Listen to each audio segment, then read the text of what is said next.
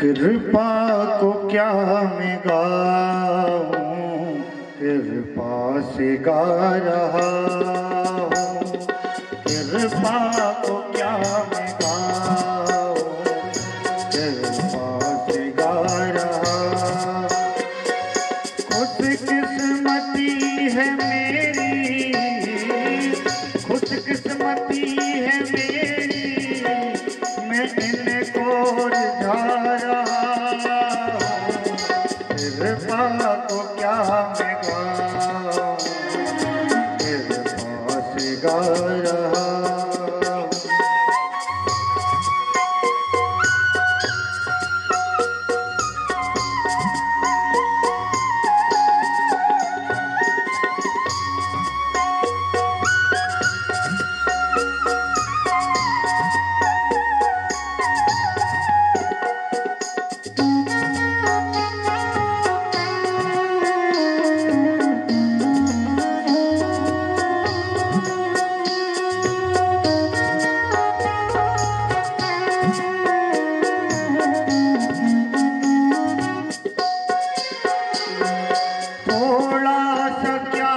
सजाया मन में गुमान आ गया, थोड़ा सा क्या सजाया मन में गुमान आ गया।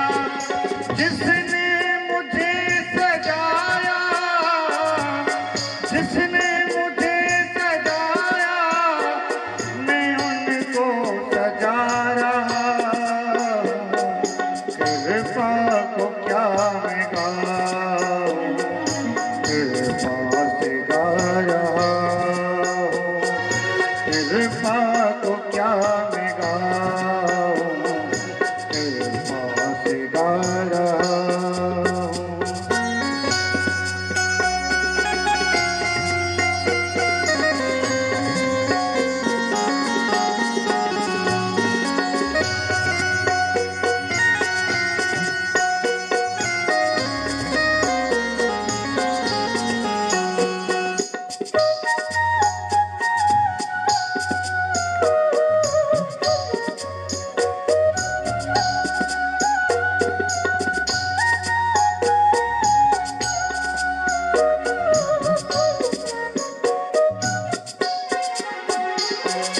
सुन लो ए दुनिया वालों, अंदर की बात है ये।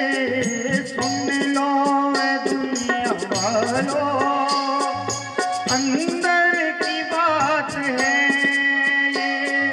वो बीज बो रहा है, वो बीज बो रहा है, और फल में खा रहा हूँ।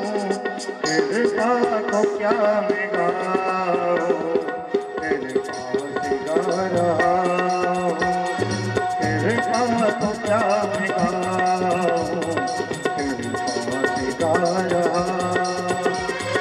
खुशकिस्मती है मेरी, खुशकिस्मती है मेरी, मैं इनको रिझा रहा हूँ।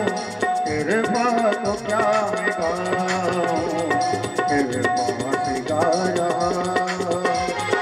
कृपा को क्या मैं गाऊं, कृपा से गा रहा हूँ।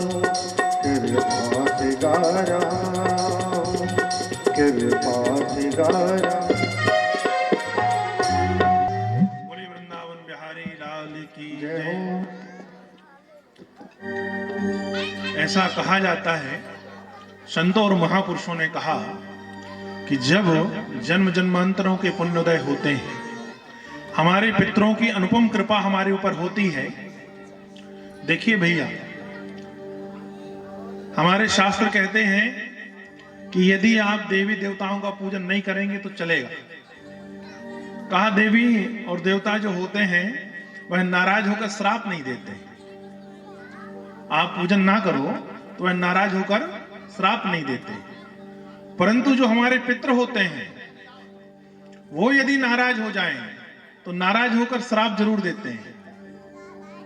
कहा यश, प्रतिष्ठा, मान सम्मान, वंश वृद्धि, आपके घर में पुत्र हो, ये सब जो कृपा है यह पितरों की होती है। और जब पितर अनुपम कृपा आपके ऊपर करते हैं तब आप जाके कहीं भागवत की ओर उन्मुख होते हैं। अर्थात आपके मन पर यह भाव आता है कि मैं भागवत सुनूं या मेरे यहां पर भागवत हो।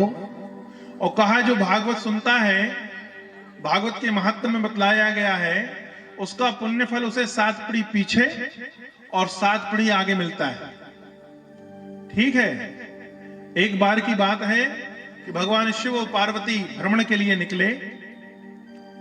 तो जब विहार के लिए भगवान शिव निकले पार्वती जी के साथ पर, तो घूमते हुए पृथ्वी पर आए। तो घूम रहे थे, भगवान जहां पर कथा होती है वहां जरूर आते हैं। अब हमारे पास दिव्य चक्षु नहीं है, हमारे पास वो आंखें नहीं हैं जिनमें दिव्य दृष्टि हो, इसलिए हम अपने परमात्मा को पहचान नहीं पाते।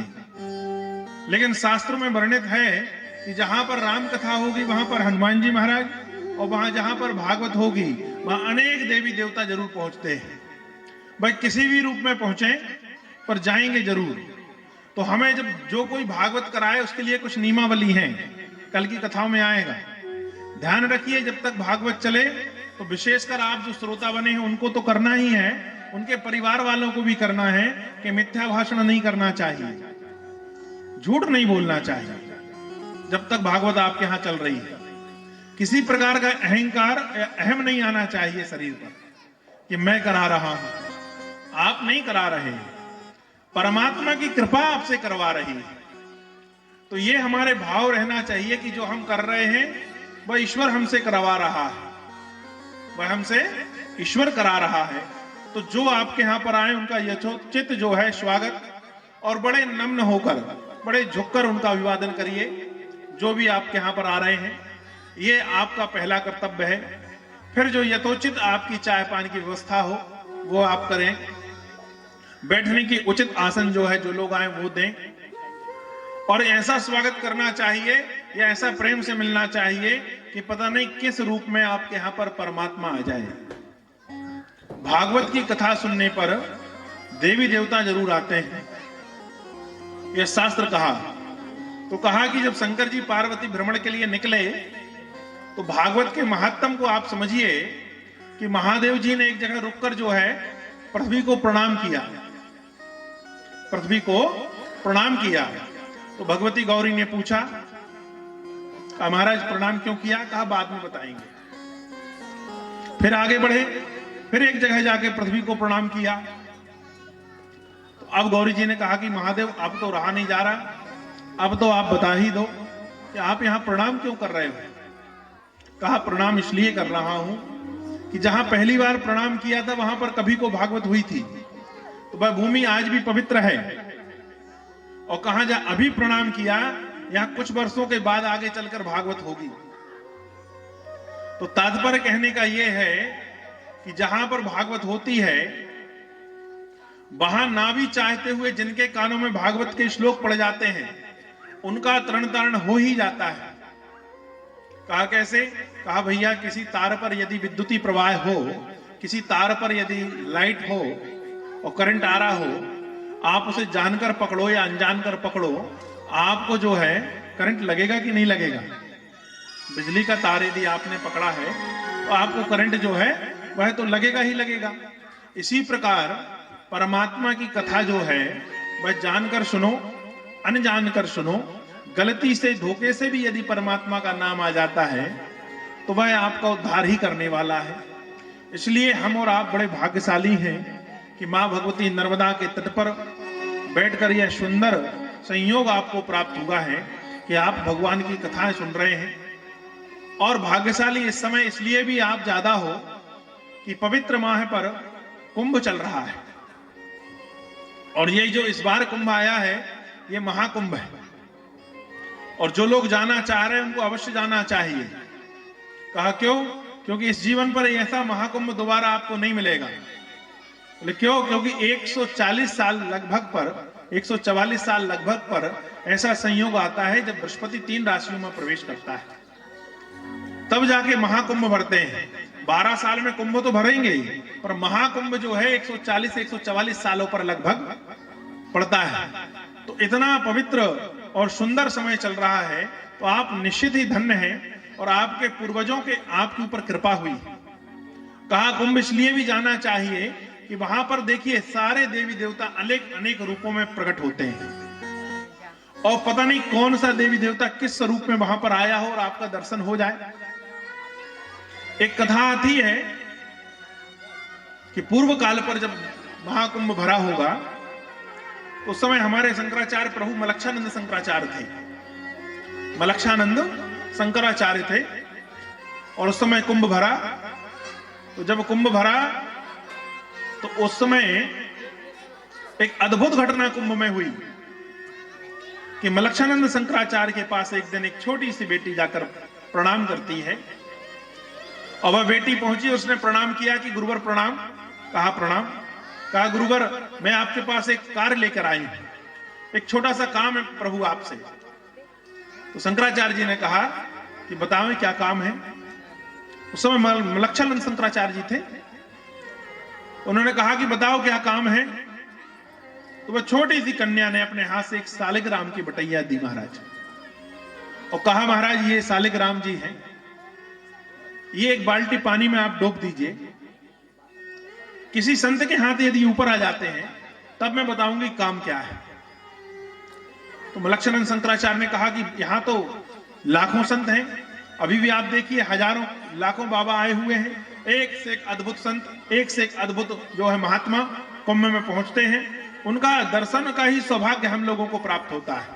कुंभ में जाने से सबसे बड़ा फल यही है कि अनेक महात्मा आप जीवन भर ढूंढेंगे तो ऐसे विचित्र महात्मा आपको नहीं मिलेंगे, ऐसे संत आपको नहीं मिलेंगे जो कुंभ में जाने के बाद आपको प्राप्त हो जाते हैं सुलभता से, बिना किसी प्रयास से। इसलिए कुंभ जरूर जाना चाहिए। और वही पवित्र माह पर आप श्रीमद् भागवत की कथा सुन रहे हैं, तो कहा त्रिवेणी संगम या तो जाकर प्रयाग में प्राप्त होता है या कथा में प्राप्त होता है। तो आपको त्रिवेणी संगम का फल यहीं पर प्राप्त होने वाला है। तो कहा कि जब कन्या ने सालिग्राम दिया मलक्षानंद शंकराचार्य को, और कहा कि प्रभु यह जो है यह सालिग्राम जी हैं, इनको आप एक बाल्टी पानी में डोबिए, और डोबने के बाद पर जो है यह ऊपर आ जाए तब काम बताऊंगी। तो मलक्षानंद शंकराचार्य ने मैं बटैया लिया, प्रणाम किया सालिग्राम की, और पानी पर डोबा महाराज। जब पानी पर डोबा तो सालिग्राम की बटैया जो है आधी बाल्टी पानी पर आ पाई, ऊपर तक नहीं आई। जब आधी बाल्टी पानी पर आई, ऊपर तक नहीं आई, तो जब मलक्षानंद ने हाथ जोड़कर कहा कि अब ये तो इतना ही आ पाई है, अब क्या किया जाए। कहा महाराज यहां पर बहुत संत आए हैं, आप शंकराचार्य हैं, आप सबको बुला सकते हैं, बुलवाइए, देखते हैं किसके हाथ ऊपर आती है। कहा ठीक है महाराज। अब मलक्षानंद शंकराचार्य किसी संत को कहें तो जरूर आवे। उन्होंने अपने जितने चेले थे सब संतों से कहा कि जाइए, सबको आमंत्रण दीजिए कि हमारे तंबू पे आए, हमारे टंपाल पर आए। आने लगे संत। जब संतों को पता चला कि कुछ विशेष बात है, और बात यह है कि हमारे जो मलक्षानंद शंकराचार्य हैं उनके पास किसी कन्या ने एक बटैया दी है सालिग्राम की, और वो पानी में डूबी जाती है, और वो ऊपर आ जाए, तो कुछ संत डर के मारे नहीं आए, नहीं पता चला हिली भी नहीं, हमसे ऊपर नहीं आई तो बड़ी हंसी होगी। पर कुछ जो है भक्त थे वो सब आए, किसी ने डूबा तो बटैया हिली पानी पर, किसी ने डूबा तो थोड़ी सी ऊपर आई, किसी ने कुछ कहा, किसी ने कुछ देखा। धीरे धीरे समय बीतता गया, पर जैसा उसको पूरा पानी में आना था ऊपर बाल्टी के में, वैसे वो बटैया जो है सालिग्राम की नहीं आ पाई। धीरे धीरे समय बीता। अब मलक्षानंद शंकराचार्य को चिंता होने लगी कि कम बाबा बचे हुए हैं और ये बटैया ऊपर नहीं आ पा रही है। तो एक दिन की बात है, सुबह सुबह उनके एक जो साथी थे उन महात्मा ने कहा कि एक महात्मा है महाराज, पर वो जब से आया है, जब से जो बड़े लेटे हुए हनुमान जी है ना, उसके पीछे बड़ वृक्ष था, वहां पर वहीं लेटा रहता है। ना वो कभी गंगा स्नान को जाता, ना किसी मठ मंदिर में जाता, ना किसी देवी देवता का पूजन करता है, वहीं बैठा है, ना किसी संत से मिलता है, दिन भर रात भर लेटा रहता है। कहा अच्छा, कहा स्नान भी नहीं करता गंगा जी पर आकर। कहा अच्छा, कहा लेके आओ। 4 महात्मा गए उस संत के पास, वहां लेटा हुआ था बढ़िया मस्त, अपनी मस्ती में एक संत। कहा महाराज प्रणाम। कहा प्रणाम। कहा महाराज मलक्षानंद शंकराचार्य ने आपको याद किया है, उन्होंने आपको बुलाया है महाराज, बड़ी अहूतु की कृपा होगी, आप चले चलेंगे। कहा प्रभु शंकराचार्य ने बुलाया है तो चलना पड़ेगा। चले संत साथ में, तो तमाम काला काला सब लगा था, भस्मी लगी हुई थी, कई दिनों से स्नान नहीं किए थे, और ऊपर से जो गुदड़ी होती है वो होड़े हुए थे। हमारे यहाँ गुदड़ी को वो क्या कहते हैं, कथरी कहते हैं, है ना। उत्तर भारत में गुदड़ी कहते हैं, हमारे यहाँ कथरी कहा जाता है। अब तो महाराज सिलना ही बंद हो गया, पहले माताएं बनाया करती थी कथरी, अब तो किसी किसी के यहाँ मिलेगी, है ना। तो कथरी होड़े हुए थे, तो आए तो उनका एक नाम गुदड़ी वाला बाबा ही था, गुदड़ी होड़े रहते थे। पहुंचे महाराज शंकराचार्य को प्रणाम किया, प्रणाम करके कहने लगे महाराज कैसे याद किया। शंकराचार्य जी ने प्रणाम किया। कहा महाराज एक कन्या मेरे पास आई है और इसने मुझे ये शालिग्राम दिए हुए हैं, और ये कह रही है कि इसको किसी बाल्टी में डोब दिया जाए और ये ऊपर आ जाए, तब मैं काम बताऊंगी। कहा ठीक है महाराज। तो कहा आप डूबिए। कहा महाराज मैंने डाल दिया है बाल्टी पर आधी बाल्टी तक आ पाया है, इसलिए आपको कष्ट दिया है, आपको बुलाया है। कहा ठीक है मुझे दीजिए। लिए गुदड़ी वाले बाबा ने, प्रणाम किया शालिग्राम प्रभु को और छोड़ दिए उस पर बाल्टी पे। जैसे ही बाल्टी पे छोड़े महाराज शालिग्राम डूबे ही नहीं, शालिग्राम डूबे ही नहीं। ये संतों का प्रभाव है, वह ऊपर पानी पे ही रहे। अब जो कन्या खड़ी थी वह इस तरफ आती है घूमकर और संत को थोड़ा सा खिसकाती है और उनके चरणों की रज लेकर अपने माथे पे लगाई। कहा अहो भाग्य है तुम्हारे जैसे संत का दर्शन हुआ, अहो भाग्य है तुम्हारे जैसे संत का दर्शन हुआ। और मलक्षानंद शंकराचार्य को प्रणाम करके उस कन्या ने कहा कि महाराज बड़ी कृपा की आपने, जो मेरी शक्तियां मुझे लौटा दी। कहा क्यों। कहा मैं वैष्णो देवी हूं। कहा मैं वैष्णो देवी हूं, मैं कुंभ में स्नान करने आई थी, पर किसी जो है व्यक्ति का मुझे हाथ लग गया जो मलिन था, कहा जो अपवित्र था, इसके कारण मैं जो हूं अपनी शक्तियों को खो चुकी थी। तो जब मैं अपनी शक्तियों को खो चुकी थी, कहा महाराज आपने बड़ी कृपा की कि ऐसे संत प्रभु के जो है चरणों की रज मुझे दिला दी, जिससे मुझे शक्तियां प्राप्त हो गई। तो ये संतों का प्रभाव है। कहने का तात्पर्य यह है कि आपको जो है इस कुंभ में अवश्य पहुंचना चाहिए। कुंभ में महापूर्ण संत जो है, बड़े बड़े अलमात्मा, दिव्य देहधारी महात्मा हमको दर्शन देते हैं और उनका हमें सौभाग्य प्राप्त हो जाता है दर्शन का। और इसी प्रकार जो है यदि आपके आजू बाजू कहीं भागवत चल रही हो तो भागवत में अवश्य पहुंचे। कहा क्यों। कहा भागवत में आप यदि जाते हैं तो आपका दुर्भाग्य भाग जाता है, आपको सौभाग्य की प्राप्ति होती है। और दूसरी बात सुनो भैया, भागवत में जो इच्छा लेकर जाओगे वह इच्छा पूर्ण हो जाती है। ये भागवत का प्रभाव है। इसलिए संत लोगों ने कहा कि भागवत में 2 लोग बैठते हैं, एक यजमान और एक सुनाने वाला ब्राह्मण। आजकल अधिकतम जो भागवत सुना रहे हैं उनका ध्येय सिर्फ धन है, और जो सुन रहे हैं उनका ध्येय जो है वह यह रह गया है कि हमारी कार्य की पूर्ति हो जाए। किसी ना किसी कार्य के कारण ही वह भागवत सुनते हैं। और जो सुनाने वाले हैं उनका ध्येय जो है धन है। परमात्मा ये दोनों चीजें भी देता है, लेकिन बड़ा भाग्यशाली वह व्यक्ति है जो निष्काम होकर जो भागवत सुने। मन पर इस प्रकार की प्रार्थना करे कि परमात्मा आपकी कृपा पर मिलती रहे, आप मिल जाएं, बाकी सब चीजें तो मिली मिलाई हैं, क्योंकि उनकी जो कृपा हो जाएगी तो सारी चीजें मिल जाती हैं। ये परमात्मा की कृपा है। आइए कथा में प्रवेश करते हैं। कहा कि जो श्रीमद् भागवत की कथा है वह वेद व्यास ने गायन किया। वेद व्यास द्वारा जो है बोली गई और श्री गणेश द्वारा जो है वह लिखी गई है। कहा वेदव्यास कौन है? तो कहा वेदव्यास जो है, जो शांतनु महाराज की महारानी सत्यवती थी, उनको कुंवार अवस्था पर पाराशर जी द्वारा एक पुत्र उत्पन्न हुआ था जिसका नाम द्वैपायन था। ये महाराज द्वैपायन जो हैं वही वेदव्यास हैं।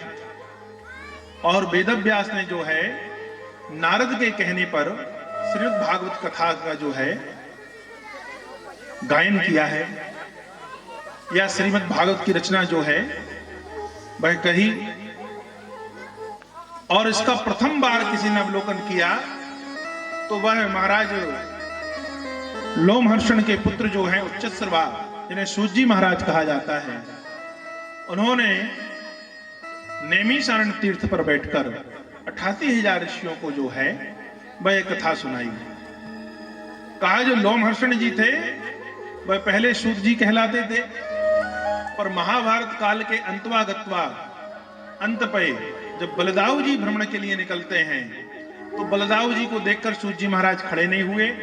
इस पर बलदाऊ जी महाराज को क्रोध आ गया, और जब महाराज बलदाऊ जी को क्रोध आया तो उन्होंने जो है अपने हल से लोमहर्षण ऋषि जो आचार्य थे या वेदव्यास जी के परम शिष्य थे, जिन्हें सूत जी महाराज कहा जाता था, उनको जो है मार दिया।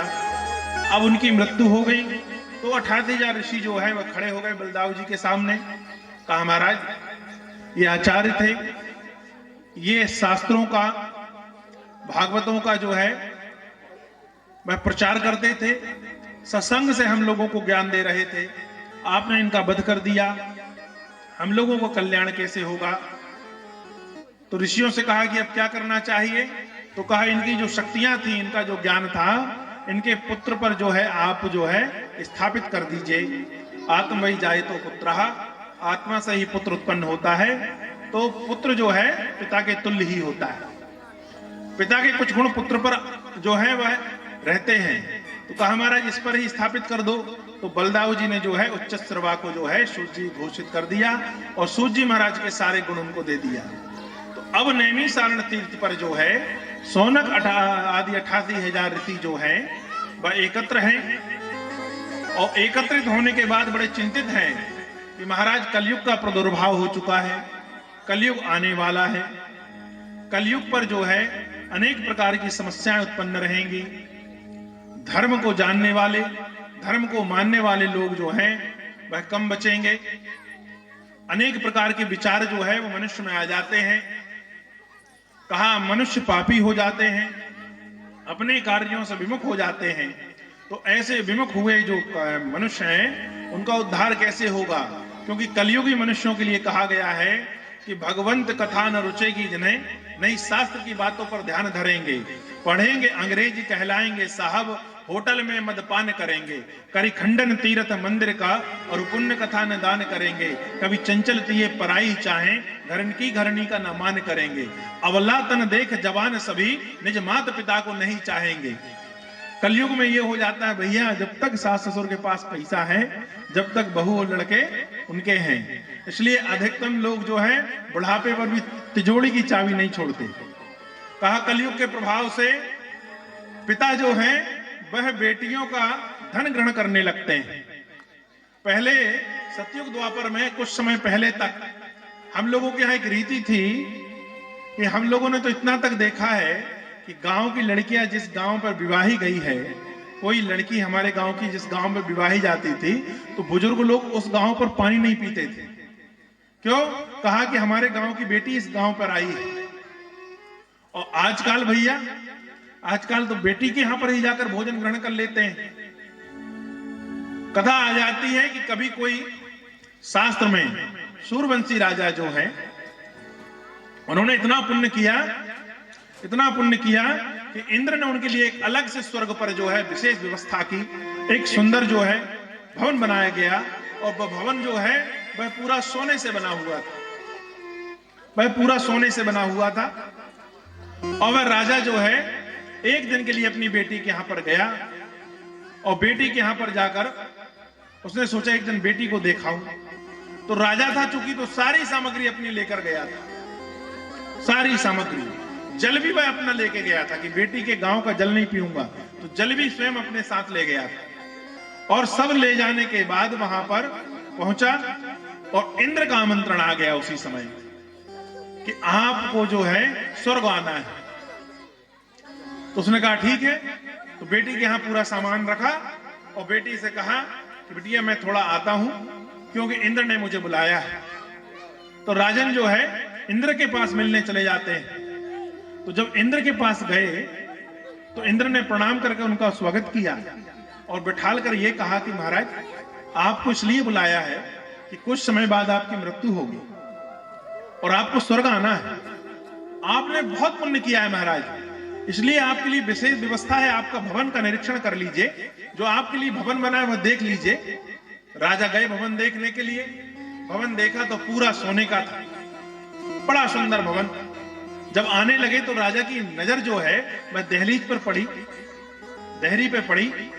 तो पूरा भवन तो सोने का था पर देहरी में मिट्टी लगी हुई थी महाराज। तो देहरी थी ना, वह मिट्टी की बनी हुई थी। तो एक चित होकर जो है राजा ने कहा इंद्र से कि मुझे आश्चर्य हो रहा है कि तुमने मेरे स्वागत के लिए ये पूरा भवन तो जो है सोने का बनाया है, पूरा घर जो है वह सोने का बना हुआ है, पर जो दहली है उसमें मिट्टी क्यों लगी है?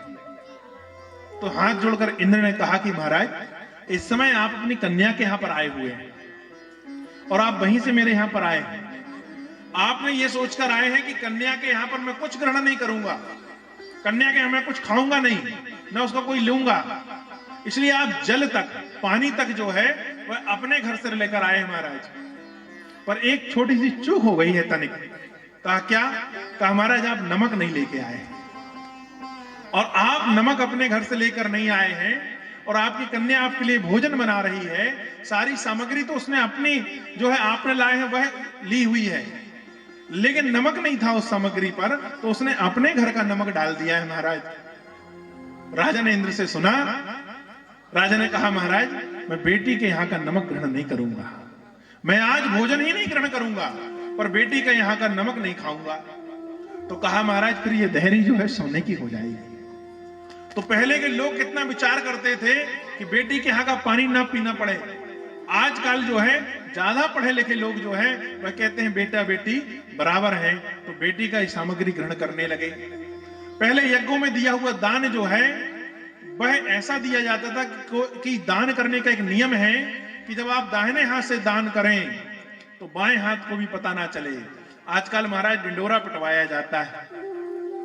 एक पंखा दान करेंगे किसी आश्रम में तो उसमें अपने पिताजी का, उनके पिताजी का और आपका, तीनों का नाम लिखवा देंगे और वह फिर पंखा चलता है महाराज तो तीनों का नाम घूमता रहता है। घूमता है कि नहीं घूमता? तो ये बताइए, तो ये दान करने का हो गया।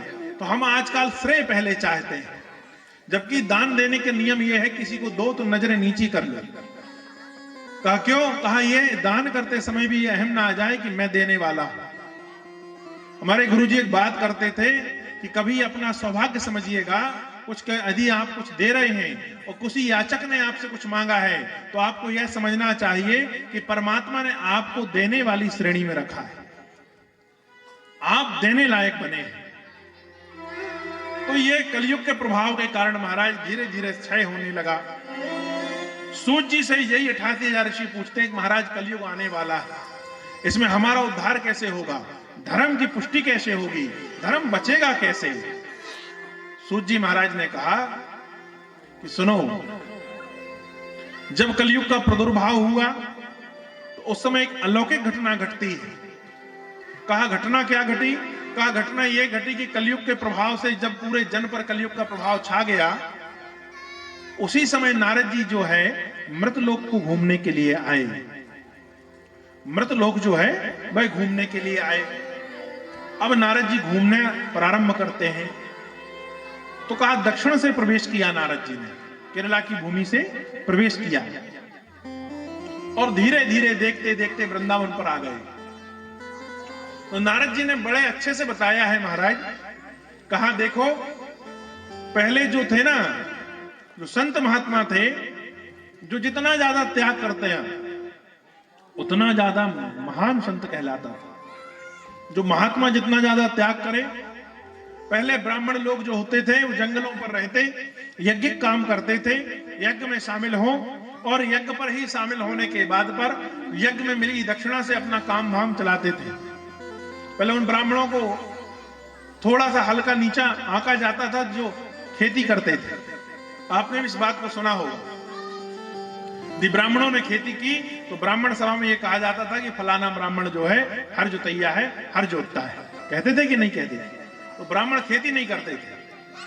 और पहले के जमाने में यह था कि जो जितना ज्यादा त्याग करे उसे उतना बड़ा महात्मा। पर कलयुग पर यह हो गया कि जो जितना ज्यादा विलासिता की वस्तुओं को इकट्ठा कर ले वह उतना बड़ा महात्मा समझा जाता है।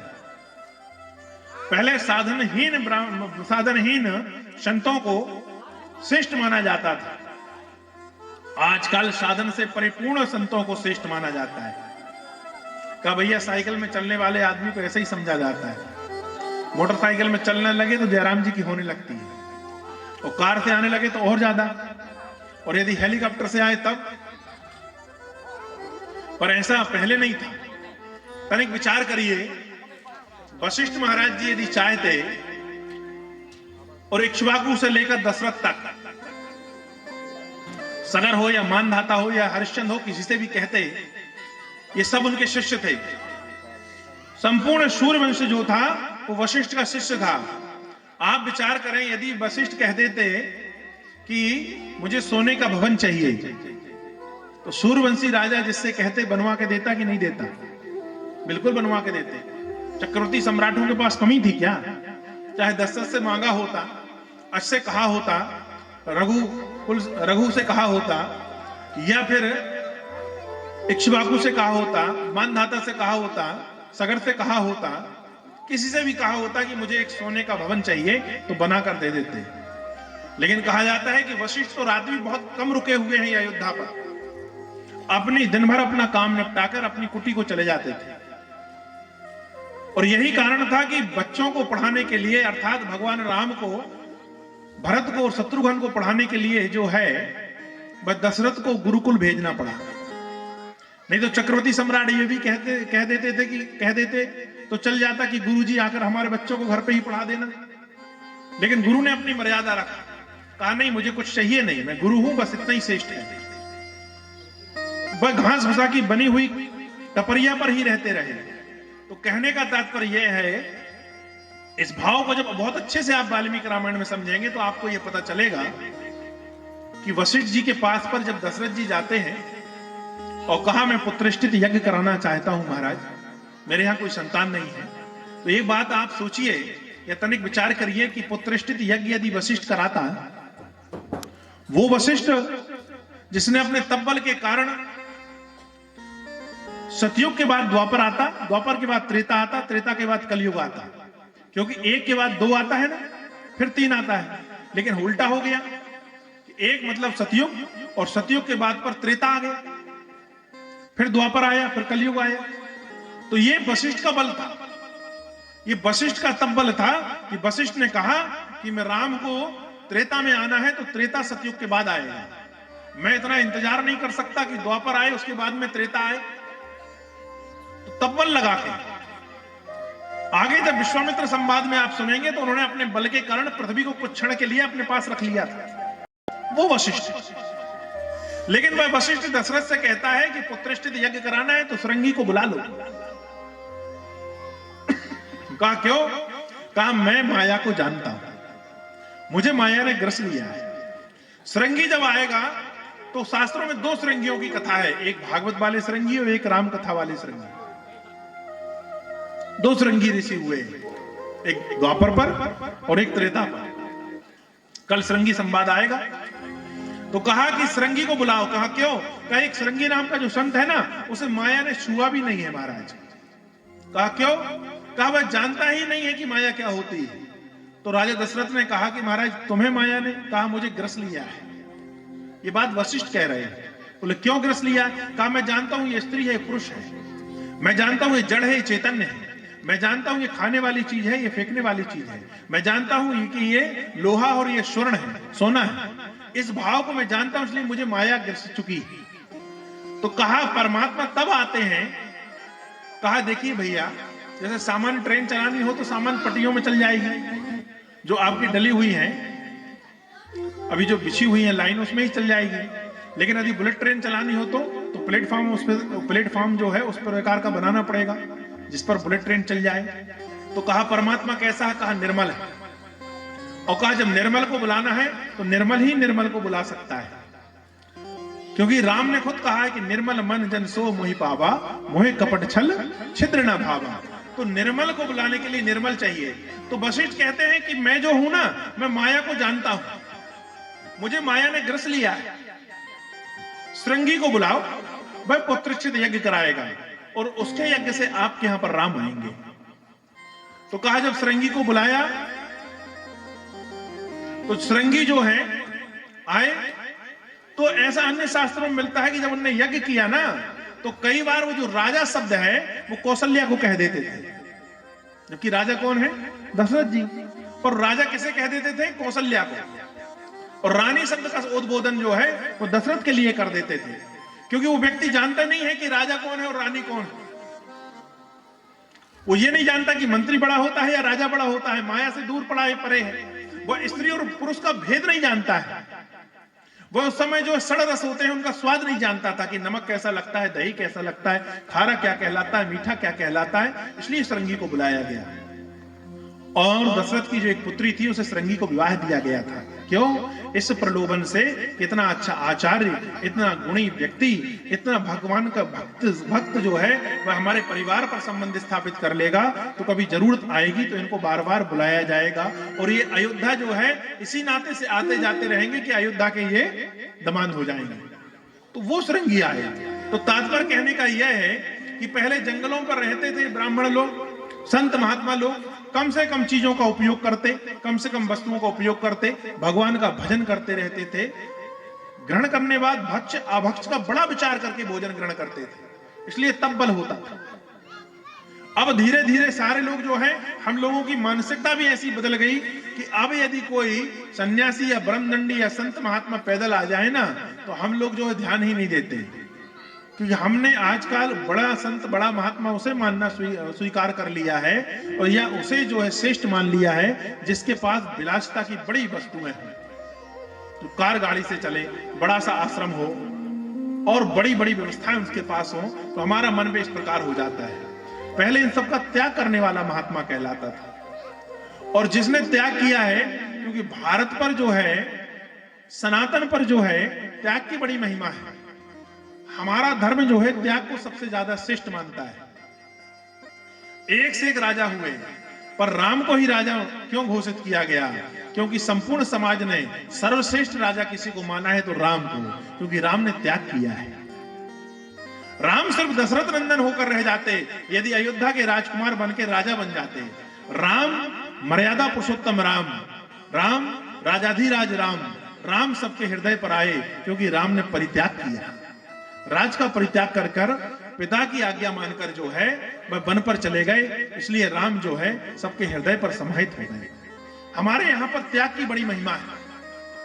आप बताइए कि आपको बड़े अच्छे से याद होगा कबीर, सूरदास का नाम सब जानते हैं, मीरा को सब जानते हैं, तुलसी बाबा को सब जानते हैं।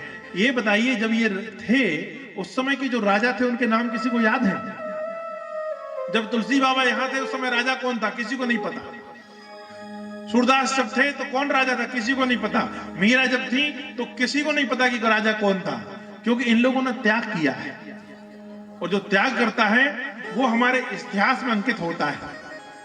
तो सूत जी महाराज जो है 88,000 ऋषि जो है सूत जी महाराज से कहते हैं कि महाराज कलयुग का प्रादुर्भाव होने वाला है, कलयुग आ चुका है महाराज। इस कलिकाल पर धर्म जो है वह नष्ट होते जाएगा, धर्म को मानने वाले लोग बड़े कम बचेंगे महाराज।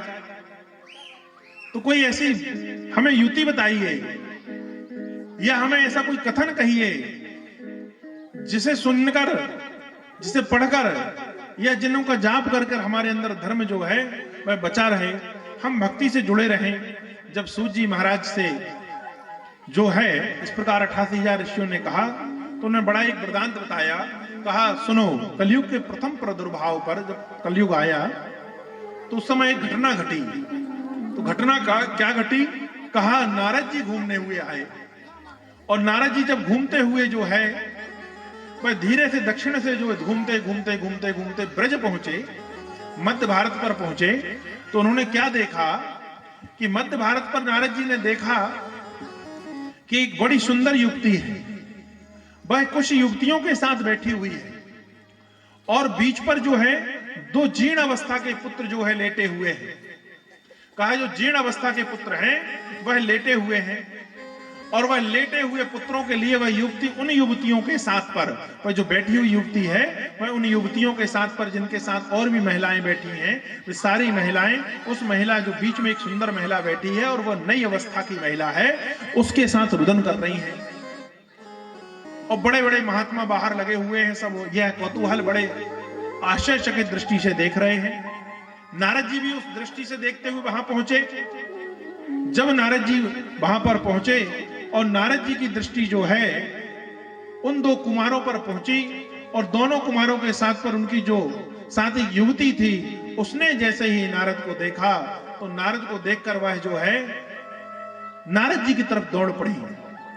नारद जी ने प्रणाम किया और कहा कि आप कौन हैं, और ये लेटे हुए जो जीर्ण अवस्था के हो गए हैं, बूढ़े हो गए हैं, ये जो दो पुरुष लेटे हुए हैं ये कौन है, इनका परिचय दे देवी। नारद से वह युवती बोली, हे महात्मन, आप तनिक देर ठहरिए, आप जहां रुक जाते हैं वहां के लोगों के कष्ट दूर हो जाते हैं। और नारद जी की स्तुति जो है तो भक्ति माता करती है। धन्य है नारद जी जिनकी स्तुति भक्ति माता कर रही है। और कहा जो ये लेटे हुए दोनों पुत्र हैं ना, दोनों जो पुरुष हैं ये मेरे पुत्र हैं, इनका नाम ज्ञान और वैराग्य है महाराज। मैं दक्षिण में जन्मी, वहां से चली, कुछ जीर्ण अवस्था से होते हुए कर्नाटक पर पहुंची, मुझे कुछ बल मिला, महाराष्ट्र में आकर और थोड़ा सा मैं जो है बल पूर्वक सबल हुई, और उसके बाद पर जो ऐसे ही मैं ब्रज पर आई, तो ब्रज पर भक्ति जो है वह विहार करती है, इसलिए मैं ब्रज पर आकर बोले युवावस्था की हो गई। पर ब्रज पर आकर मेरे ये दोनों पुत्र जो है ये युवा थे, तो ये इनका नाम ज्ञान है एक का, और एक का नाम वैराग्य है। वे यहां पर आकर बूढ़े हो गए महाराज, और बूढ़े हुए नहीं हुए, इनकी ऐसा लग रहा है जैसे सिर्फ श्वास भर चल रही हो। ये लेट गए हैं महाराज, इनको पूर्णतः वही अवस्था प्राप्त हो जाए जिस अवस्था में ये थे, ऐसा कोई उपाय करिए। और चरण पकड़कर भक्ति जो है नारद से इस प्रकार विनती करने लगी। नारद जी ने कहा आप धैर्य रखिए, और कहा आपके साथ ये बैठी हुई महिलाएं जो हैं, जो युवतियां हैं बैठी हुई, ये कौन है? कहा ये गंगा आदि पवित्र नदियां हैं, ये मेरे साथ पर यहां पर हैं, मेरे पुत्रों की इस स्थिति पर ये विलाप कर रही हैं। आप साक्षात नारद हैं, आप भगवान का यशो गायन करते हुए विचरण करते हैं। मैं आपसे प्रार्थना करती हूं कि मेरे पुत्र जो हैं वह युवा हो जाएं, जैसे थे वैसे हो जाएं। आप इनके लिए जो है कुछ उपाय करिए। नारद जी ने जल पर हाथ पर जल लिया, अनेक वेद वेदांगों का मंत्रों का साधन किया, उनके ऊपर छिटके महाराज। गीता आदि उपनिषदों का जो है वो पारायण किया। पारायण करने के बाद उनके ऊपर जल को छिटका। जल छिटकने के बाद पर उनके शरीर पर थोड़ी हलचल तो हुई, पर वह उठ ना पाए। नारद ने बहुत से प्रयत्न किए, पर ज्ञान और वैराग्य जो है ना उठ पाए, ना उनकी अवस्था में किसी प्रकार का परिवर्तन आया। जब परिवर्तन नहीं आया तो नारद को बड़ी चिंता हुई, और नारद ने कहा कि देवी आप यहीं ठहरिए, मैं इन लेटे हुए आपके पुत्रों के लिए जो है वह कुछ उपाय करता हूं। कहा ठीक है। नारद जी वहां से चले जाते हैं, और नारद जी वहां से चले, और नारद जी जो है वहां से जैसे ही चलते हैं आगे चले, तो आगे चले तो क्या देखते हैं कि जब वह हरिद्वार के आगे पहुंचे तो हिमालय की तरफ से जो है सनकादिक चारों जो है भगवान के जो स्वरूप ही साक्षात माने जाते हैं वह संत चले आ रहे थे। नारद जी ने देखा कि जब कहीं संत मिल जाएं, कहीं महात्मा मिल जाएं, तो बिगड़ा हुआ काम भी बन जाता है, ये शास्त्रों ने कहा। तो कहा ओ भाग्य मेरे, सनकादिक ऋषियों का दर्शन हो गया। तो सनकादिक ऋषियों के दर्शन के लिए नारद जी जो है दौड़े आगे बढ़े। उन सनकादिकों को पाकर प्रणाम किया नारद जी ने, और नारद जी ने प्रणाम करके कहा कि धन्य है मेरे भाग्य सनकादिक, आपका दर्शन मुझे प्राप्त हुआ है। नारद जी को सनकादिकों ने प्रणाम किया और नारद जी के मुखमंडल पर जो उदासी है वह देखकर उन्होंने पूछा कि नारद एक बात बताओ, तुम तो भगवान का स्मरण करते हुए विचरण करते हो, तुम नारायण के पार्षद हो, तुम्हें नारायण ने अपनी भक्ति प्रदान की है, तुम सदा प्रसन्न रहने वाले हो। कहा एक बात बताइए, आज जो है तुम्हारे मुख पर इस प्रकार की उदासी कैसी है? उदासी क्यों है तुम्हारे मुख पर? तुम विचलित क्यों दिख रहे हो? नारद ने हाथ जोड़कर सनकादिकों से कहा कि महाराज, मैं अभी अभी ब्रज से चला आ रहा हूं और ब्रज में मैंने एक कौतूहल देखा है, एक आश्चर्य देखा है। कहा क्या आश्चर्य देखा? कहा भक्ति वहां बैठी हुई थी। ब्रज में भक्ति तो युवावस्था की है, लेकिन जो ज्ञान और वैराग उसके पुत्र हैं वह मृत सैया में जैसे मानो लेट गए हों। उनका शरीर जीर्ण हो गया है, उनकी सिर्फ श्वासें चल रही हैं।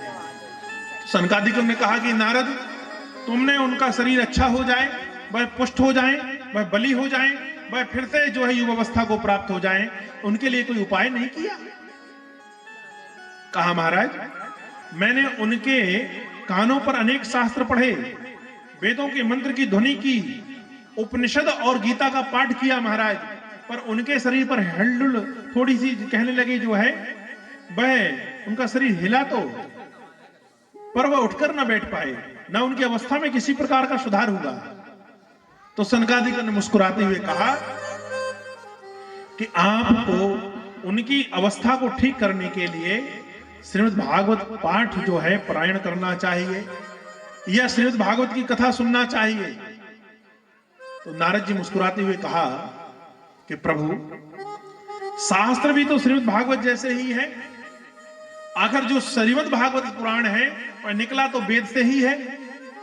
और कहा जब मैंने वेद पढ़ दिया और उनके में जो है किसी प्रकार की हिलडुल नहीं हुई, तो किस प्रकार से यह मान लिया जाए कि श्रीमद् भागवत की कथा सुनाने के बाद उनका शरीर पुष्ट हो जाएगा? सनकादिकों ने बड़ा अच्छा सुंदर उत्तर दिया। कहा महाराज, किसी की स्तुति की जो आपने वह अलग बात है, और जिसकी स्तुति हो वही बोले तो अलग बात है। सारे शास्त्र परमात्मा के लिए लिखे गए हैं, लेकिन श्रीमद् भागवत जो है स्वयं साक्षात नारायण है। दूसरी बात, जिस प्रकार जड़ से ज्यादा तना पुष्ट होता है, तना से ज्यादा टहनियों में रस होता है, टहनियों से ज्यादा पत्तियों में रस होती है, और पत्ती से ज्यादा फूल पर रस होता है, और फूल से अधिक रस जो है वह फल पर होता है। फल पर होता है कि नहीं होता? यदि आपसे कहा जाए कि आम का स्वाद लीजिए, तो क्या करेंगे आप? आम का फल खाएंगे या आम के पेड़ को खाने लगेंगे? आम का फल खाएंगे ना। तो कहा वेद शास्त्रों का पका हुआ फल जो है वह श्रीमद् भागवत है। और कैसा फल है? कहा ये देखिए, आप और हम सब लोग गांव के हैं तो एक बात जानते हैं, कभी आपने आम का बगीचा देखा हो या अमरूद का बगीचा देखा हो, तो आप देखिएगा कि जो तोता होता है वह उसी फल पर चोंच लगाता है जो सबसे ज्यादा पका हुआ रहे। आप देखेंगे ना, आम जो गिरेगा जिसमें यदि तोते ने चोंच मारी हो, तो बस सबसे पका हुआ फल रहेगा, सबसे स्वादिष्ट फल रहेगा। तो कहा श्रीमद् भागवत जो है वो सुख मुखादि है, सुख के मुख से निकली हुई कथा है, और सुख ने इसको झूठा कर दिया है। कहा तो सबसे जो है वेद शास्त्रों में सबसे पका हुआ फल जो है शास्त्र रूपी वह श्रीमद् भागवत है। नारद तुम उसका पारायण कराओ, उसकी कथा का श्रवण कराओ, संकल्पित होकर संकल्प लो, ज्ञान और वैराग्य जो है युवावस्था को प्राप्त हो जाएंगे। कहा महाराज कहां करना चाहिए? सनकादिकों ने संदेश दिया कि देखिए, वो लोग ब्रज पर हैं जिनके लिए कथा होनी है, तो ब्रज से तनिक दूर आप लोग आ जाइए, अर्थात ब्रज से आप आगे आ जाएं, हिमालय से हम लोग नीचे आ जा रहे हैं। बीच में जो है हरिद्वार पड़ता है, हरिद्वार पर गंगा जी के किनारे जो आनंद नामक घाट है, वहां पर बैठकर हम कथा सुना देंगे और आप कथा सुन लेना। नारद जी ने बड़े अच्छे से प्रणाम किया। नारद जी ने कहा कि प्रभु आप हिमालय से पधारें, हरिद्वार आइए। हम लोग हरिद्वार पहुंचते हैं। अब नारद जी कथा सुन रहे हैं। यह बात सुनकर ऋषियों में बड़ा आश्चर्य हुआ। ऋषियों में आश्चर्य क्यों हुआ? कहा नारद कहीं कुछ क्षणों के से ज्यादा रुकते ही नहीं। नारद को श्राप दक्ष प्रजापति का कि नारद जो है ज्यादा देर कहीं रुक ही नहीं सकते। वो कहा नारद भागवत सुन रहे हैं अर्थात 7 दिन वहीं रहेंगे। तो संतों ने कहा कि हम भी चलकर देखेंगे कि कैसी भागवत होगी।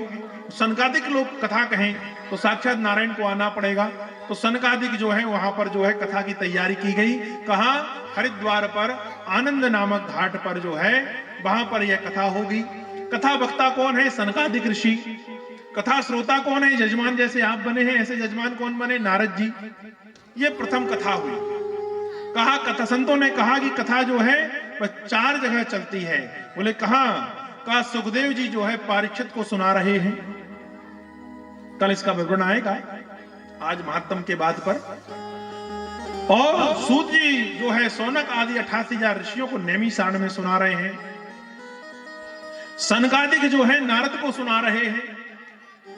और कहा गौकर्ण ने जो है ग्रामवासियों सहित प्रेत धुंधकारी को सुनाई। तो अभी तो नारद जी ने तैयारी की कथा की। तमाम सारे सिद्ध महात्मा और बड़े बड़े संत वहां पहुंचने लगे कि नारद जी कथा सुन रहे हैं। अहो भाग्य हमारे, नारद जी कथा सुन रहे हैं, उसमें हम लोग शामिल होंगे। भगवान की सुंदर कथाएं जो है वह हमें सुनने मिलेगी। वहां पहुंचे और जब वहां पर पहुंचे तो देखते हैं कि सनकादिक को उन्होंने कथा कहना प्रारंभ की। नारद जी ने वहां कथा सुनी।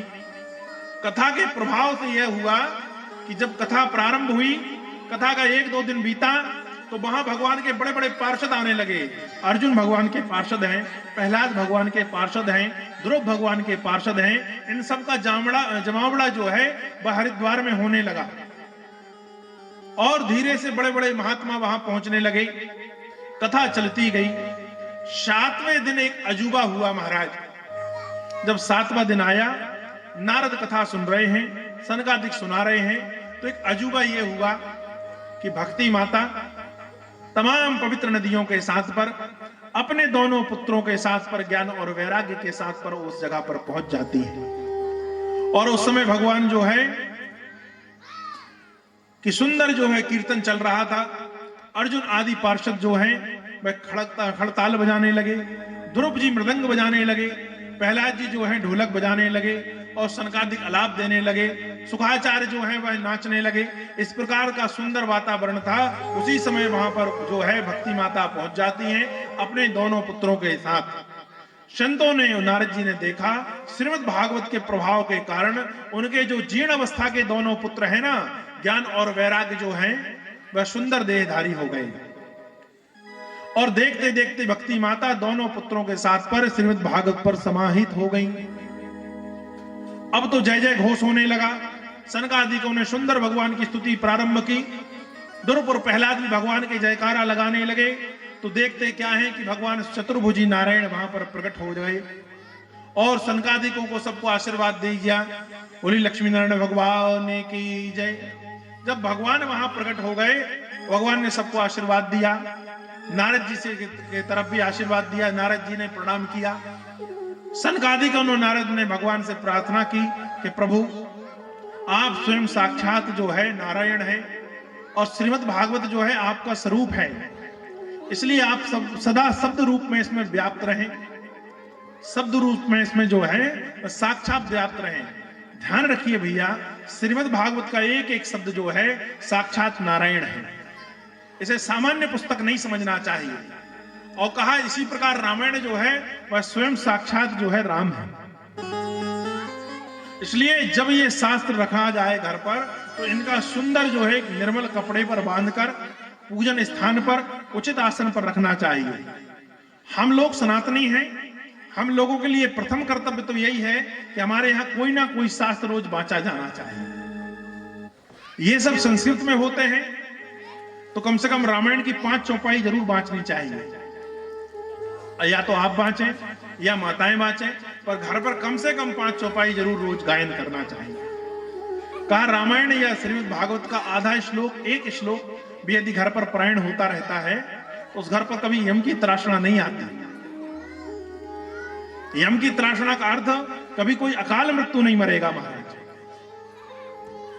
जिस घर पर रोज 5 चौपाई रामायण की बांची जाती हो, या भागवत के श्लोकों का पठन पाठन होता हो, उस घर पर कभी अकाल मृत्यु का जो है किसी प्रकार की तराशना आप लोगों को भोगना नहीं पड़ सकती। और कहा कि संस्कार भी घर पर पढ़ते हैं बच्चों को, तो कम से कम 5 चौपाइयां रामायण की रोज जो है वाचा करो। सुबह नहीं, शाम नहीं, रात्रि में कभी भी समय निकाले, कुल्ला किया, एक उचित आसन पर बैठ गए, 5 चौपाइयां बांच ली। 5 चौपाइयां तो सब लोग बांच सकते हैं कम से कम, इतना नियम जरूर पालन करना चाहिए। तो सनकादिक जो है वह नारद जी ने अनेक प्रकार से नारायण की स्तुति की, और नारायण की स्तुति के बाद पर भक्ति और वैराग्य जो है वह तरुण अवस्था के हो गए। जब तरुण अवस्था के हो गए, उसके बाद पर जो है सौनक आदि 88,000 ऋषियों ने कहा कि महाराज आपने ये बड़ा सुंदर संदेश हमें दिया है, लेकिन हम यह जानना चाहते हैं कि कोई व्यक्ति, कोई ऐसा पापी जिसे महापापी कहा जाए, वह कोई इस कथा से तरा है कि नहीं, ये हम सुनना चाहते हैं। 88,000 ऋषि पूछ रहे हैं कि महाराज श्रीमद् भागवत से आपने देखी ज्ञान भक्ति की कथा कही है, बहुत अच्छी बात है, और भक्ति माता तो साक्षात भक्ति माता है, और ज्ञान वैराग्य तो साक्षात ज्ञान वैराग्य है, लेकिन कोई महापापी भी इस कथा से तरा है कि नहीं, ये हम जानना चाहते हैं। तो आगे सूत जी महाराज कहते कि बिल्कुल। आगे कहा बिल्कुल तरा है। कहा कैसे? कहा सुनो, पूर्व काल पर एक कथा आती है कि सूत जी तुंगभद्रा नदी के तट पर एक अनुपम नगर था, वहां पर एक आत्मदेव के नामक ब्राह्मण रहा करते थे। तपस्वी ब्राह्मण था, दिनचर्या अच्छी थी, ब्राह्मणों का बढ़िया सत्कार करे, साधु संतों की सेवा करे, भगवान का भजन करे, अपना जीवन यापन करते थे। उनकी जो पत्नी थी उसका नाम था धुंधली।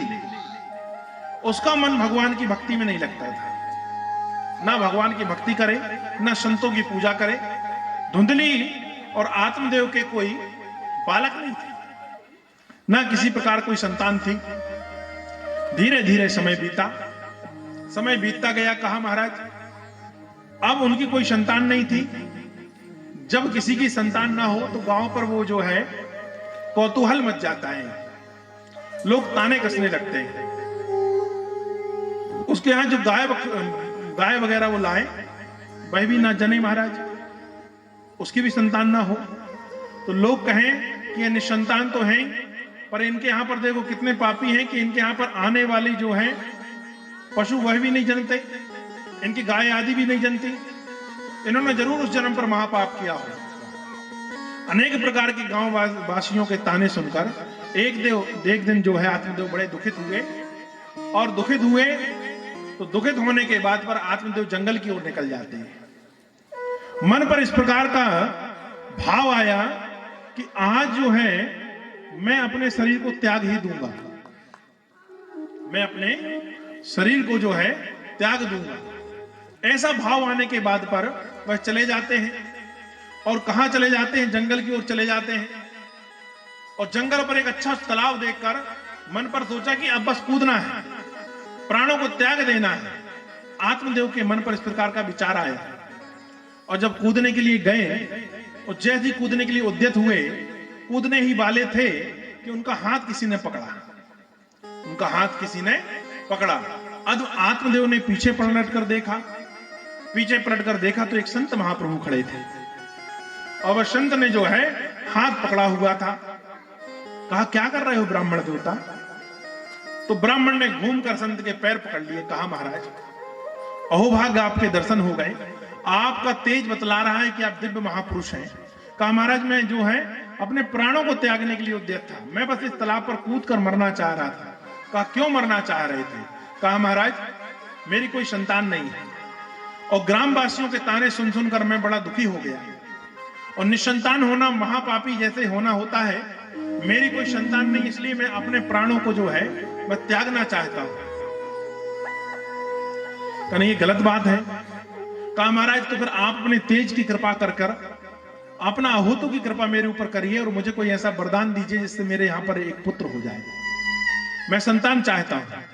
संत ने समझाया कि सुनो, जरूरी नहीं है कि तुम्हें संतान प्राप्त हो जाए तो सुख भी मिले, कहा संतान यदि नहीं होती तो दुखी होता है व्यक्ति, होकर मर जाए तो अति दुखी होता है, और कहा संतान होकर कुलक्षी निकल जाए तो महादुखी होती है।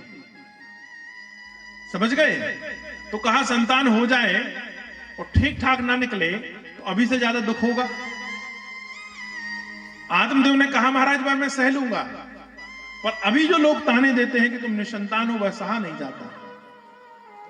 अभी इसके लिए कोई उपाय कर दीजिए महाराज, आपकी कृपा से मेरे यहां एक संतान हो जाए तो मेरा जीवन धन्य हो जाए। संत ने देखा कि मैं ऐसे यदि संतान होने का आशीर्वाद नहीं देता तो अपने प्राणों को त्याग देगा, और मेरे सामने कोई अपने प्राण दे दे ये महापाप होगा। संत ने कहा ठीक है, उस संतान से जो उत्पन्न होगी उससे भी आपके जीवन पर ऐसा नहीं लगता कि किसी प्रकार का आपका जीवन पर सुख प्राप्त होगा, पर तुम बड़ा हट कर रहे हो तो मैं दे रहा हूं। तो संत ने कहा कि सामने जो वृक्ष लगा है उसमें आम लगे हुए हैं, एक आम तोड़कर ले आओ।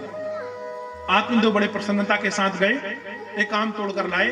संत ने उस आम को अपने हाथों में लिया, अपने तेज और महामंत्रों से अभिभूत कर दिया, और वह आम जो प्रसाद के रूप में पकड़ाया आत्मदेव को, और कहा अपनी पत्नी को उसको ग्रहण करा देना, भगवान की कृपा से तेरे यहां संतान की प्राप्ति हो जाएगी। आत्मदेव ने वह फल लिया, बड़े प्रसन्नता के साथ घर पर आए। घर पर उनकी जो धुंधली जो है पत्नी थी, उससे मिलने उसकी बहन आई थी, उससे बहन आई हुई थी। तो वह गई और यह फल जो है आत्मदेव ने जो है अपनी पत्नी को दिया। पत्नी ने कहा बड़े प्रसन्न दिख रहे हो, क्या बात है? कहा ये संत ने दिया है, यह जो है संत ने दिया है, और ये संत ने ये कहा कि दिया है कि पत्नी को खिला देना, और इसे खिलाने से संतान हो जाएगी। तो हमारे यहां संतान हो जाएगी तो हम निसंतान हैं, यह दोष मिट जाएगा। धुंधली ने वह फल तो ले लिया महाराज, आज दो फल देकर चले गए। धुंधली ने फल लेकर विचार किया, इस फल को मैं खाऊंगी तो गर्भ से हो जाऊंगी। जो गर्भिणी स्त्री होती हैं उनको प्रसव की पीड़ा झेलनी पड़ती है, और प्रसव की पीड़ा इतनी बड़ी होती है कि जिससे प्राण निकल जाएगा। जब जन्म बच्चा लेता है तो सिर्फ बच्चा ही जन्म नहीं लेता, उस समय मां भी जन्म लेती है। अभी तक वो किसी की युवती थी, किसी की पत्नी थी, किसी की बहन थी, लेकिन जब बच्चा जन्म लेता है उसके बाद ही तो मां बनती है ना। तो मां का जो गौरव है, मां का जो स्थान है तब ही मिलता है जब बच्चा उत्पन्न होता है। तो कहा कि प्रसव की पीड़ा जो होती है वह इतनी तेज होती है कि प्राण जो है निकल जाए, इतनी पीड़ा होती है। ऐसा धुंधली ने सुना था, तो कहा कि इतनी पीड़ा झेलनी पड़ेगी जब संतान उत्पन्न होती है। फिर जब गर्भ रहता है तो पेट बढ़ जाता है महाराज, भोजन अच्छे से खलता नहीं, कई बार जो है उल्टियां हो जाती हैं, कई बार जो है चीजें महका करती हैं। फिर यदि मान लो उस समय मेरे गांव पर बाढ़ आ जाएगी तो मैं भाग नहीं पाऊंगी, चोर आदि आ गए तो मैं भाग नहीं पाऊंगी, तो कोई ना किसी ने मुझे मार दिया तो मेरी मृत्यु हो जाएगी। अनेक प्रकार के ऐसे विचार जो है धुंधली जो है हाथ में फल लेकर कर रही है। अब वो विचार कर रही है कि इसे खाऊं कि नहीं खाऊं।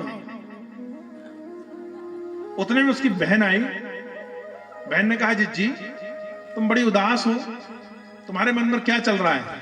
कहा तेरे जीजा जी ने ये फल लाए हैं। अच्छा? बोले ये फल कहना है खा लो। बोले इससे क्या होगा? बोले किसी संत का प्रसाद है, इससे तुम्हारे यहां संतान हो जाएगी, ये संत जी ने कहा। मिर्खा ना होई देव ऋषि वाणी, देवताओं की और संतों की वाणी जो है वह झूठ नहीं होती। कहा महाराज क्या करना चाहिए? कहा तुमने क्या विचार किया है? तो धुंधली ने कहा कि मैंने यह विचार किया है कि मैं इस फल को नहीं खा सकती, मुझे प्रसव की कष्टदायी पीड़ा नहीं झेलनी है, मैं भोजन को नहीं छोड़ सकती। और कहा कि जब गर्भिणी स्त्रियां होती हैं तो कई बार भोजन की इच्छा ही नहीं होती, कभी बाढ़ आ गई तो मैं भाग नहीं पाऊंगी, चोर आदि आ गए तो मैं कैसे बचूंगी। तो उसकी बहन ने मुस्कुराते हुए कहा कि सुनो, मैं अभी अभी गर्भ से हुई हूं, तुम गर्भ से हो ऐसा नाटक कर लेना, मेरे यहां और भी संतान है। मेरा पति जो है थोड़ा लालची किस्म का है, तुम एक काम करना, मेरे पति को जो है, जब मेरे यहां कोई संतान हो तो कुछ धन दे देना। मैं अपने पति के हाथ वह संतान होगी और मैं आपके यहां पर पहुंचा दूंगी। और जब संतान आपके यहां पहुंचा दूं, तुम कह देना कि मेरे यहां पर संतान हुई। कहा ठीक। थोड़े दिन जीजा से बहाना कर लेना कि मैं दूर रहूंगी, मुझे भी किसी संत ने बताया है कि तुम गर्भिणी रहो तो अलग बास करना, अलग कमरे में रहना, उसी कमरे में मैं आपको संतान ला कर दे दूं। मेरे यहां पर जो पति है वह ला देंगे, तो तुम्हें संतान भी मिल जाएगी और तुम उसके बदले कुछ धन दे देना, तो मेरा पति मान भी जाएगा। कहा ठीक, और तुम्हें प्रसव की पीड़ा भी नहीं झेलनी पड़ेगी। धुंधली को यह बात जो है जम गई। कहा ये बहन, इस फल का क्या करूं? कहा इसे जो है पशुओं को खिला दो, गाय को खिला दो। तो कहा तुम्हारा परीक्षण भी हो जाएगा कि इस फल में ताकत थी, शक्ति थी क्या, संतान उत्पन्न कर सके। तुम्हारी गाय भी तो नहीं जन रही है, इस फल के खिलाने से शायद वह जन जाएगा। नहीं जनेगी तो कहेंगे बाबा ने जो है वह ऐसा ही बोला है, और जन गई तो कहेंगे बाबा ने सत्य बोला था। तो धुंधली ने वह आम का जो फल था वह किसे खिला दिया? गाय को। और अपन स्वयं नाटक करने लगी कि मैं गर्भ से हूं। अब आत्म तो बड़े प्रसन्न, जब सुना कि मेरी पत्नी गर्भ से है, बड़े प्रसन्न रहे, भगवान का कोटि कोटि धन्यवाद करें। अनेक प्रकार से पूजन पाठ करते गए, धीरे धीरे समय व्यतीत हुआ।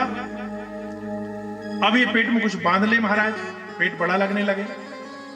धीरे धीरे जब 9 महीने पूर्ण हुए उसकी बहन के यहां पर, तो वहां संतान उत्पन्न हुई। तो उसके बहन का पति जो है वह संतान को चुपके से लेकर आया और धुंधली के कक्ष पर जो है पहुंचा देता है। धुंधली ने बहुत सा धन देकर उसे संतुष्ट करके विदा कर दिया। यहां धुंधली ने जो है रोना धोना चालू कर दिया, अपनी सखी सहेलियों को बुलाया कि मेरे यहां पर पुत्र हुआ है, मेरे यहां पर पुत्र हुआ है। तो आत्मदेव बड़े प्रसन्न हुए कि मेरे यहां पुत्र हुआ है, मेरे यहां पुत्र हुआ है। ब्राह्मणों को बुलाया, स्वस्ति वाचन पाठ कराया। पहले हमारे यहां एक नियम होता था, जब आपके यहां पर कोई संतान उत्पन्न होती थी ना, तो जो संतान का पिता है या पिता का पिता है, दादा है, वो अपने पुत्र या पौत्री के लिए जो हुआ है, सोने की सलाई से शहद में डुबोकर जिह्वा पर ओम लिखते थे महाराज। जिह्वा पर, जीभ पर जो है ओम लिखा जाता था महाराज। एक संस्कार होता था ये। अब तो संस्कार सब भूलते ही हुए जा रहे हैं हम और आप। तो आत्मदेव बड़ा प्रसन्न हुआ, ब्राह्मणों को बुलाया, स्वस्ति वाचन कराया है महाराज। स्वस्ति वाचन कराने के बाद पर ब्राह्मणों को यथोचित दक्षिणा दी। एकाएक जो है वह जो है घटना घटती है ब्राह्मण के यहां पर कि उसकी गाय भी जनी महाराज, और गाय ने भी एक पुत्र को जन्म दिया महाराज। और जो पुत्र है उसके जो कान हैं वो बस गौ जैसे हैं, जैसे गाय के कान होते ऐसे हैं। बाकी पूरा शरीर जो है वह बालक जैसा है और बड़ा सुंदर बालक। अब तो गांव वालों को बड़ा आश्चर्य हुआ। कहा आत्मदेव के ऊपर जो है प्रभु ने अनुपम कृपा की हुई है। कहा क्यों? कहा एक तो संतान नहीं हो रही थी और अब इसके यहां पर संतान हुई, तो इसको पर संतान नहीं हुई, इसकी गाय भी पुत्र देने लगी, इसकी गाय भी पुत्र देने लगी। अब आत्मदेव बड़े प्रसन्न हुआ, उसका भी संस्करण वैसे ही कराया जैसे पुत्र का कराया। ब्राह्मणों को बुलाया, अब ब्राह्मणों ने नामकरण किया महाराज। तो जब नाम रखने की बारी आई तो धुंधली ने कहा कि सुनो, प्रसव की पीड़ा मैंने झेली है, मैंने कष्ट झेलकर पुत्र को उत्पन्न किया है, इसलिए पुत्र का नाम मैं रखूंगी। मेरा नाम जो है वह धुंधली है, मेरा जो पुत्र है उसका नाम धुंधकारी होगा। मेरा पुत्र जो है वह धुंधकारी होगा महाराज। कहा गाय के बच्चे जो पुत्र उत्पन्न हुआ उसका नाम जो तुम्हें रखना है रख लो। ब्राह्मण देवता ने उसका नाम गौकर्ण रखा। क्यों रखा? कान जो है गौ जैसे है, बड़ा सुंदर पुत्र है। अब दोनों पुत्र धैर्य सेन धीरे धीरे बड़े होने लगे। दोनों पुत्रों को गुरुकुल पहुंचाया गया महाराज। अब धुंधकारी बड़ा खली है, बड़ा शैतान करता है। गुरुजी जो पढ़ाए वो ना पढ़े, यहां वहां चीजों को फेंकते जाता हूं। जब यहां वहां फेंकते जाता है, अनेक प्रकार के जो चीजें तोड़ देता है। गुरुजी ने उसे भगा दिया कि इसे नहीं पढ़ाया जा सकता, ये पढ़ता ही नहीं है। गौकर्ण जो है आश्रम में रहकर पढ़ने लगे। अब धुंधकारी धीरे धीरे थोड़ा बड़ा हुआ, अनेक प्रकार के गांव पर जाकर अनेक प्रकार के लोगों को कष्ट दे, किसी का कुछ तोड़ दे, किसी का कुछ फेंक दे, किसी के यहां से कुछ चुरा लाए। धुंधकारी धीरे धीरे शैतान होने लगा। जब तक छोटा था पुत्र को जब तक डांटा जा सकता है, जब तक तो आत्मदेव ने डांटा।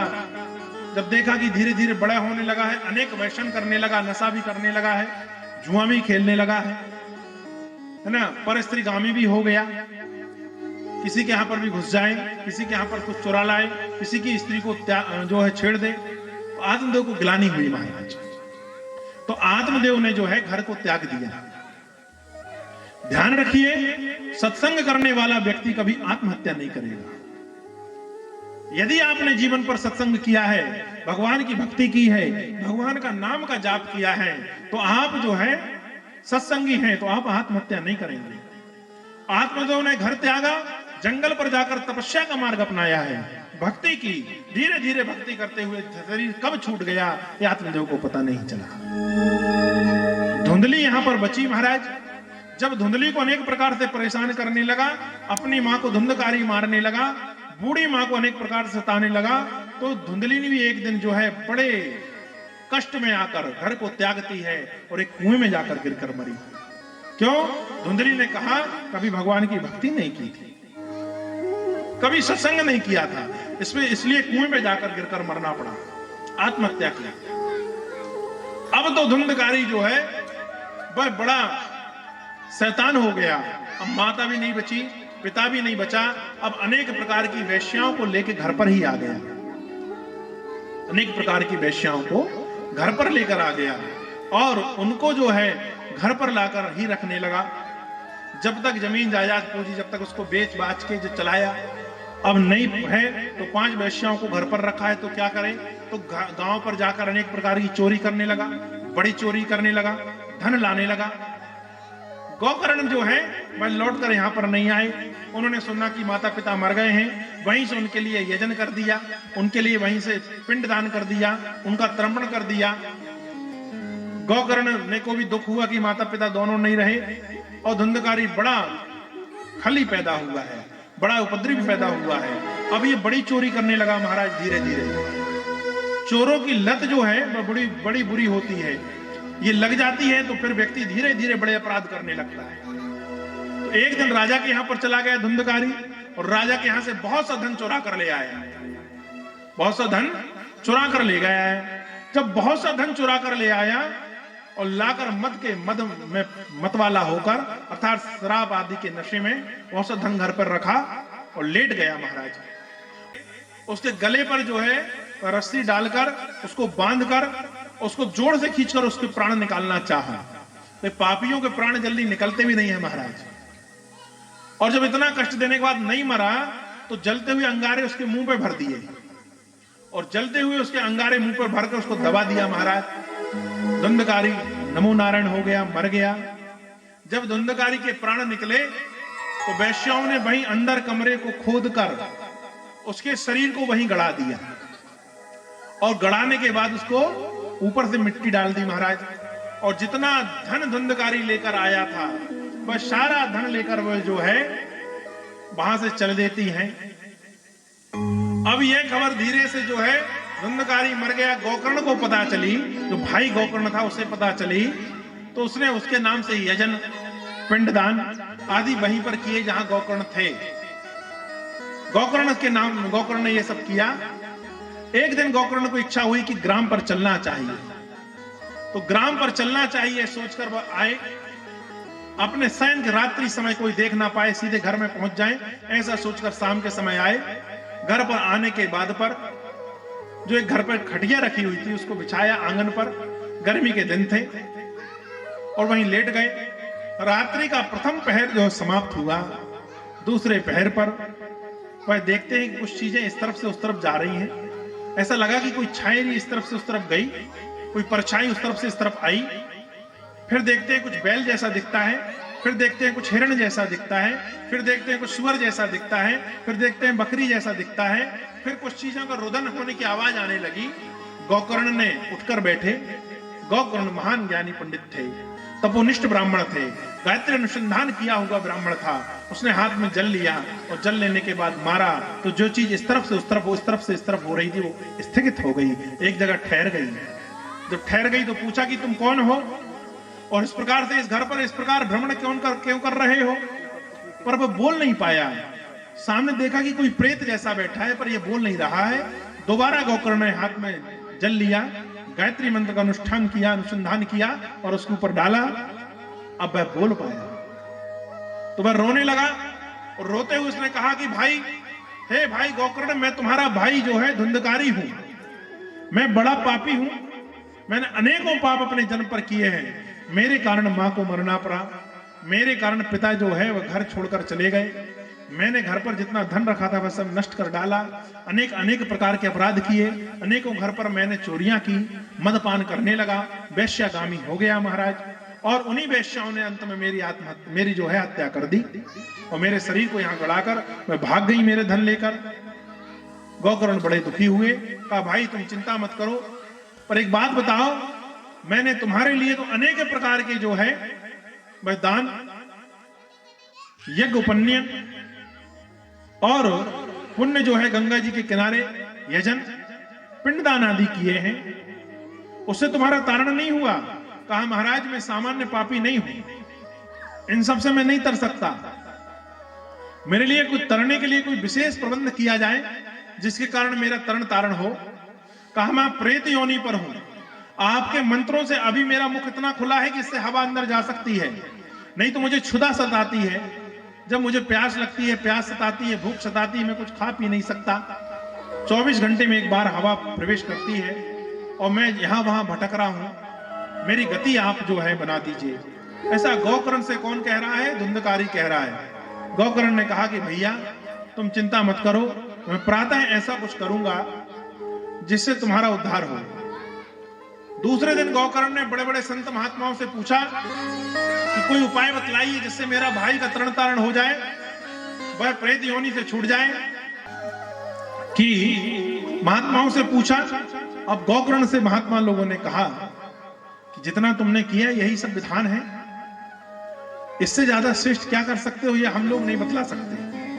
तो किसी का महात्मा ने कहा गोकर्ण से कि गोकर्ण तुम श्रेष्ठ जो हो जन हो, भगवान के भक्त हो, तुमने सूर्य उपासना की है, तुम एक काम करो, सूर्य से ही क्यों नहीं पूछ लेते। गोकर्ण को यह विचार अच्छा लगा।